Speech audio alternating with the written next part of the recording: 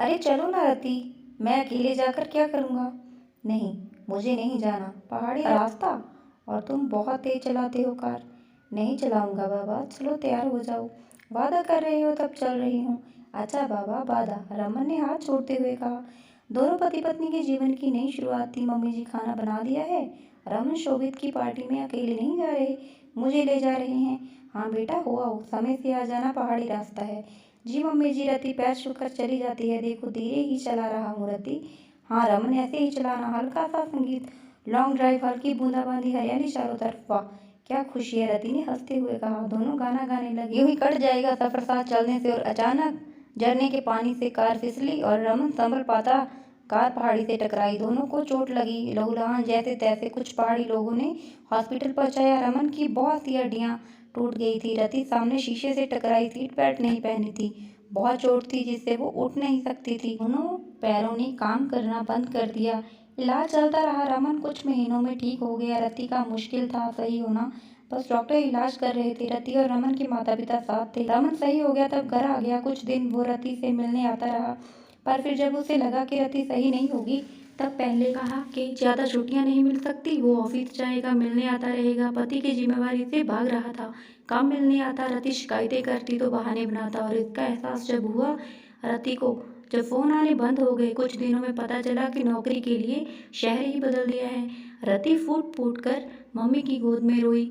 माँ रमन ने जीने मरने की 7 कस्में खाई और परेशानी में छोड़कर भाग गया। क्यों माँ? अपाहिज जैसी रति चलने में असमर्थ थी। उसे घर ले आए, जीने की कोई वजह नहीं दिख रही थी। उदास मन दीवारें देखता रोता, पर कोई रास्ता नहीं सूझ रहा था। रति के मम्मी पापा अकेले दोनों खूब रोते, पर रति को हिम्मत दिलाते। फिजियोथेरेपी शुरू थी, काश कुछ आशा दिखे। 1 साल बाद रति बैठने लगी, चुपचाप बैठे रहती। महीनों गुजरने लगे। उदास और हिम्मत हारता देख रति के पापा बाजार से आए। रति बेटा देख, मैं तेरे लिए क्या लाया हूँ। रति ने कहा क्या पापा? आंखें बंद करो तभी दिखाऊंगा। और उसके हाथ में एक पेंटिंग का ब्रश और पेन पकड़ा दिया। आंखें खुलते रति कहने लगी कि क्या पापा? बेटा तू खाली बैठ जाती है, मन लगाने के लिए कुछ तो चाहिए, दिल बहलाने के लिए। ये ब्रश और पेन काफी हैं। अपने मन के विचारों को पेंटिंग के कैनवस और डायरी पर उतारो, तुम्हारा समय अच्छे से बीत जाएगा।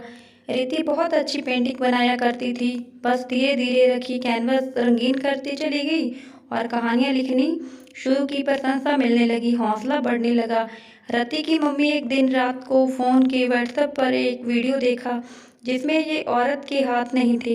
देखो बेटा, हिम्मत हारने वाले तो बहुत मिल जाएंगे, पर इस वीडियो से अगर तुम कुछ सीख पाई तो तुम्हारी जिंदगी की एक नई सुबह होगी। इस औरत के हाथ नहीं है, पर क्या कौन सा काम है जो ये नहीं करती? सिलाई, बच्चों को कपड़े पहनाना, खाना खिलाना। इसके साथ भी तो कुछ ऐसा ही घटा होगा। तुम्हारे पैर अभी कटे नहीं हैं, केवल उसमें जान चली गई है। हिम्मत करोगी तो हिम्मत पाओगी। डर के आगे ही जीत है। और सिर पर हाथ रखकर पापा आंखों में आंसू लिए बाहर निकल गए। रति खूब जोर जोर से रो रही है थी, और जितना मैं रो रही थी उसके आंसू सारा दुख बाहर निकाल रहे थे, और एक हिम्मत उसमें जागृत हो रही थी। हाँ मैं लड़ूंगी मम्मी पापा, मैं यहाँ बैठ बैठ कर जिंदगी नहीं गुजार सकती। अगले ही दिन रति ने बैठे बैठे ही प्राणायाम और योगा शुरू की। फिजियोथेरेपी से उसकी मालिश एक्सरसाइज चल ही रही थी। और साल गुजरने के बाद ऐसा भी दिन आया कि रति व्हील चेयर पर आ गई। रति में उस समय एक आत्मविश्वास था। उसको व्हील चेयर से 2 पैर मिल गए थे। हाथों का जादू कैनवस पर चला और नई नई पेंटिंग बनकर तैयार हो गई। आज उसकी एग्जीबिशन सिटी सेंटर में लगी थी, और रति माता पिता के साथ पेंटिंग के सामने खड़ी थी।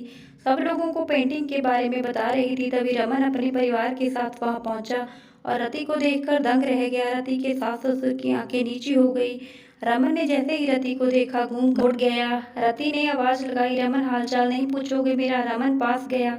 यदि मेरे पास कहने के लिए शब्द नहीं है, माफी नहीं मांग सकता, नजरें मिलाने की हिम्मत नहीं है, कैसी हो तुम?